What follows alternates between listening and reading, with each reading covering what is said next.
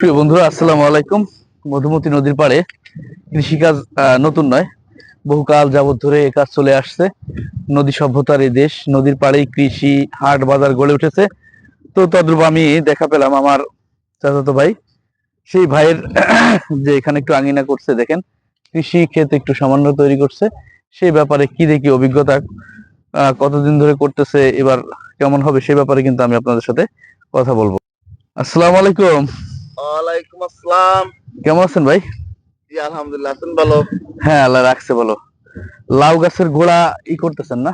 হ্যাঁ, এখানে লাউ চারা তো, আচ্ছা আচ্ছা চারায় নতুন একটু জৈব সার প্রয়োগ করা হয়েছে, তাই আচ্ছা আচ্ছা, গোড়াগুলো খুঁজে মাটিটা মিক্স মিক্সড করে দিচ্ছ। জৈব সার কি খোল না? হ্যাঁ খোল, চা পাতি না? হ্যাঁ, খোল, চা পাতি, মাটি সার। এই জায়গা হলো কি কি, এই এরিয়ার ভিতরে হলো কি কি গাছ লাগাইছেন ভাই? কি কি সবজি লাগাইছি হচ্ছে আপনার হ্যাঁ লাউ গাছ, আচ্ছা মূলো গাছ, বরবটি, সিম, আচ্ছা লাল আচ্ছা শাক, পালং আচ্ছা আচ্ছা শাক, আচ্ছা, তাই না? বেগুন গাছ, আহ, বাইলের কচু, ফুলকপি, যেটাকে ফুলকপি বলা হয়। আচ্ছা আচ্ছা, ওই যে ওই জায়গা থেকে যতটুকু যে কোবানো ওইটুক থেকে হলো আপনার না? এই যতটুকু বানু এরিয়াটা হচ্ছে আমার। এইবারই মনে হয় প্রথম এই জায়গা হ্যাঁ, এখানে চাষবাস এবারই করতেছেন। যাক, কেমন কি আশা করতেছেন, ফলন কেমন হবে ভাইয়া? আশা করতেছি তো আল্লাহ পাকের ইচ্ছায় ফলন মোটামুটি ভালো হবে। এখন বাকিটা আল্লাহর ইচ্ছা, সে কিভাবে কি দেবে না দেবে। হ্যাঁ হ্যাঁ, পরিশ্রম তো করেই যাচ্ছেন। হ্যাঁ, পরিশ্রম তো করেই যাচ্ছি।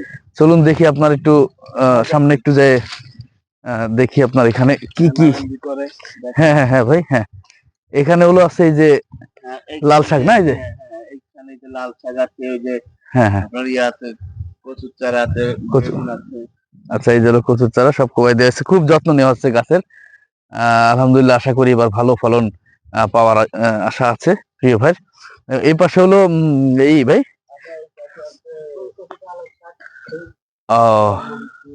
এই যে পালং শাক ছোট ছোট হয়ে উঠছে। আর এখানে যে সাইড দিয়ে বটবডি অর্থাৎ লাফা না, বটবডি সিম দিয়ে আছে, এই যে বন্ধুরা দেখেন, এই যে এটা উঠে উঠে উঠবে। এর ভিতরে মনে হয় পালং শাক আল্লাহ দিলে উঠে যাবে। পালং শাক উঠে যাওয়ার পরে কফিটা থাকবে না ভাই? আচ্ছা আচ্ছা,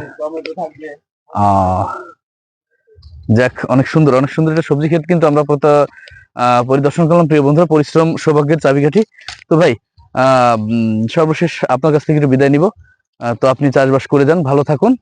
একটু এদিকে তাকায় আমাদের একটু দর্শকের উদ্দেশ্যে বলে দেন যে তারা যদি চায়, তারা কি আঙিনায় সবজি ক্ষেত চাইলে করতে পারবে? আমার মতো যদি কেউ চায় বা কেউ চেষ্টা করে, হ্যাঁ হ্যাঁ, এখানে অনেক বেশি জায়গার প্রয়োজন হয় না, সামথিং একটু জায়গা হইলে, জি জি, যদি কেউ চেষ্টা করে, পরিশ্রম করে, তাহলে সে বিশেষ করে সে নিজের খাওয়ারটা, সংসারে যে খরচটা সেটা কিছুটা নির্বাহ করতে পারবে। যাক যাক, আসি, চমৎকার কথা বলেছেন, খেতে পারবে, নিজে করতে পারবে, খেতে পারবে। দেখেন, এটা হ্যাঁ হ্যাঁ, আমি একটু, হ্যাঁ বলেন বলেন। জি, আমার অভিমত জি জি জি, সেটা হচ্ছে অনেক জায়গায় অনেক পর্যাপ্ত জায়গা পড়ে আছে, পতিত অবস্থায় আছে। হ্যাঁ, পতিত অবস্থায়। অথচ ওইগুলি যদি আমরা একটু পরিশ্রম করি এবং মেধা খাটাই যদি ওইগুলিকে আমরা একটু সঞ্চালন করি, কাজের দিকে অগ্রসর হই, তাহলে আমাদের দেশের চাহিদাটা অনেকটা পূরণ হয়, অভাবটা পূরণ হয়।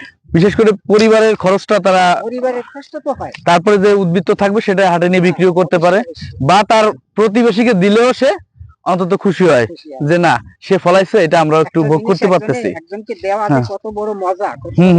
সেটা হচ্ছে নিজে আগে উৎপাদন করে নিজের চাহিদাটা মিটানোর পরে, তাই না? আমি আমার এই লাউ গাছ আছে এখানে পর্যাপ্ত, তাই না? এখানে লাউ গাছ আপনার, আপনিও একজন সম্ভবত এখানে খামার কাজ করেন না?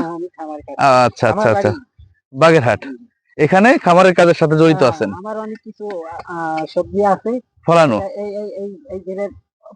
অপোজিট, ওটা আপনি নিজে নিজ উদ্যোগে তৈরি করছেন। তো বন্ধুরা, আমরা চাই সবাই কর্মমুখী হয়ে উঠুক, নিজেরা কৃষি ক্ষেত বাড়ির সামনে আঙিনা বা আশেপাশে যদি জায়গা থাকে সেখানে যদি সবজি টবজি ফলাইতে পারে, তাহলে কিন্তু।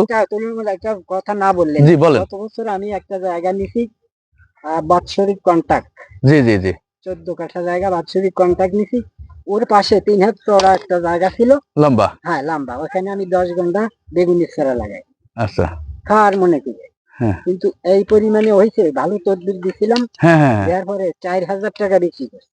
ওই লম্বা ওইটুকু জায়গায় শুধু বেগুন আর মনে হয় 2000 টাকা আর মানুষে দিলেই নিয়ে গেছে। আচ্ছা আচ্ছা আচ্ছা, এবং নিজের খাওয়া তো একেবারে না। চলতেছেই। যাক, মাশাআল্লাহ, আমরা এই কৃষক ভাইয়ের কথায় অনেক উৎসাহ পেলাম। তিনি অনেক পরিশ্রমী একজন কৃষক।